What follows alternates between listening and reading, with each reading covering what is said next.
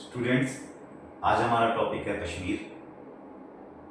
कश्मीर में क्या इश्यूज हैं, क्या चल रहा है, एग्जैक्टली ये हमारा टॉपिक नहीं है, बट कश्मीर में ही ऐसा क्यों है, ये हमारा टॉपिक है।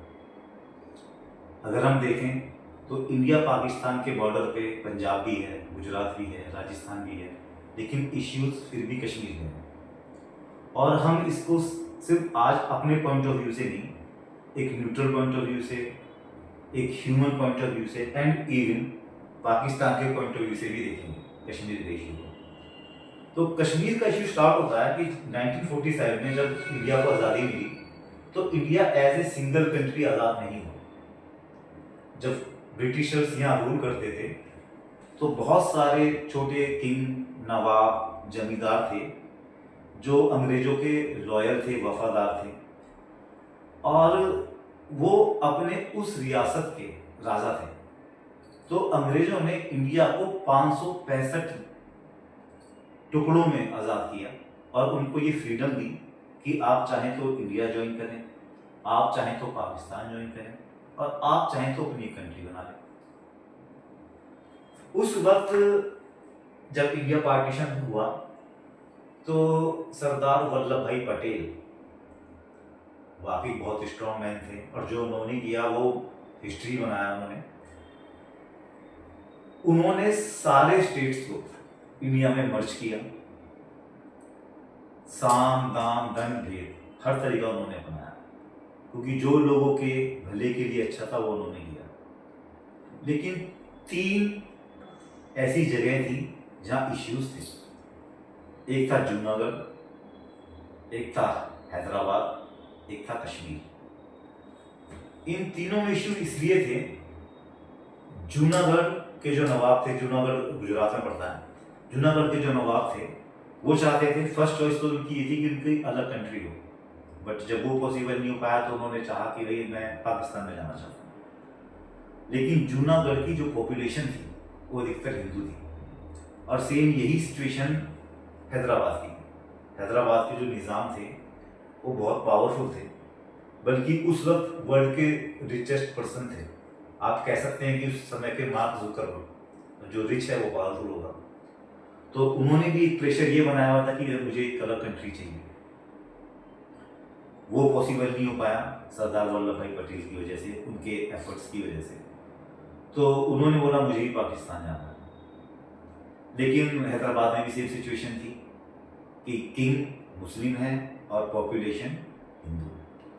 तो तर्क ये दिया गया, तर्क लॉजिक ये दिया गया कि भाई एक कंट्री ना राजा से नहीं होती है, वहाँ की जो पॉपुलेशन है, वहाँ की जो प्रजा है, उनके लिए क्या अच्छा है क्या बुरा है वो मैटर करता है। अकेले राजा के अच्छे और भले के लिए नहीं काम करा जा सकता। तो खैर ऑपरेशन पोलो स्टार्ट किया जब नवाब जो हैदराबाद के निज़ाम थे वो नहीं माने सरदार वल्लभ भाई पटेल ने, और हैदराबाद को इंडिया में मर्ज कर दिया। फिर भाई जूनागढ़ के नवाब साहब भग गए।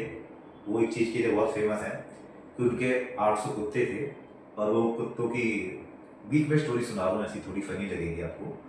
कुत्तों की शादी भी कराते थे और रिसेप्शन में 10-10 लाख रुपये भी खर्च करते थे। तो खैर वो भाग गए, और फिर प्लेनिसाइड हुआ।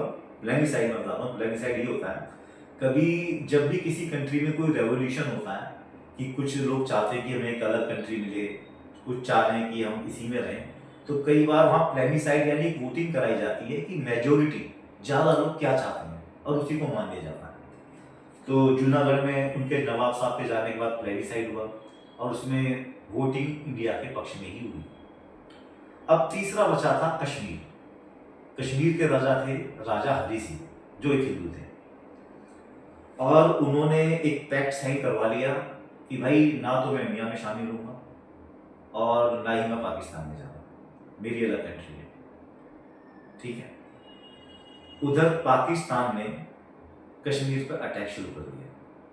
अच्छा, ये जो स्टेट्स जो मैं बता रहा हूँ 565 प्रिंसली स्टेट्स थे, इनके पास बहुत छोटी आर्मी थी, कुछ हजार सैनिक होते थे, तो सीधी सी बात है पाकिस्तान से तो नहीं लड़ सकते थे। तो जब अटैक करा उन्होंने, तो रातों रात राजा हरी सिंह दिल्ली पहुंचे और उन्होंने बोला कि भाई हेल्प करो मेरी, मैं इंडिया में शामिल होने को तैयार हूँ, बट कुछ कंडीशंस के साथ। हालांकि उन कंडीशंस के बारे में बात नहीं करेंगे, अगर आप लोग चाहोगे तो मैं एक सेपरेट वीडियो इसके ऊपर बना दूंगा। कंडीशंस क्या थी जिसमें आर्टिकल 370 वगैरह सब जिक्र होता है, आपने जैसे अभी लेटेस्ट मूवी भी आई है।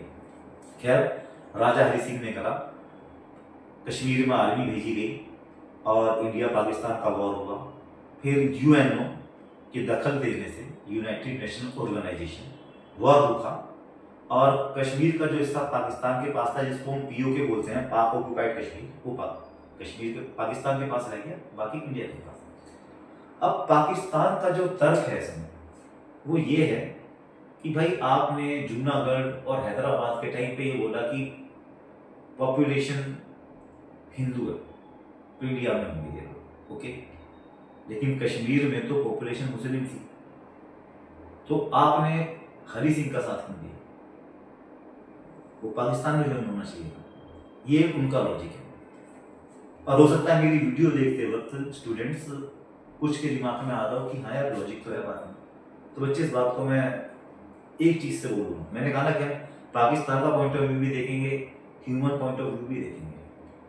कश्मीर कोई जमीन का पट्टा नहीं है जो किसी को दादा परदादा से विरासत में मिला, ये मेरा हिस्सा है या मैं किसी को दूंगा, या ये मेरा प्लॉट है, मेरा मकान है। वहाँ लोग रहते हैं, उनका फ्यूचर जुड़ा हुआ है, और बात लोगों के फ्यूचर की होनी चाहिए, उनके बच्चों के फ्यूचर की होनी चाहिए, जो ज़्यादा बेटर इंडिया में था और इंडिया में है।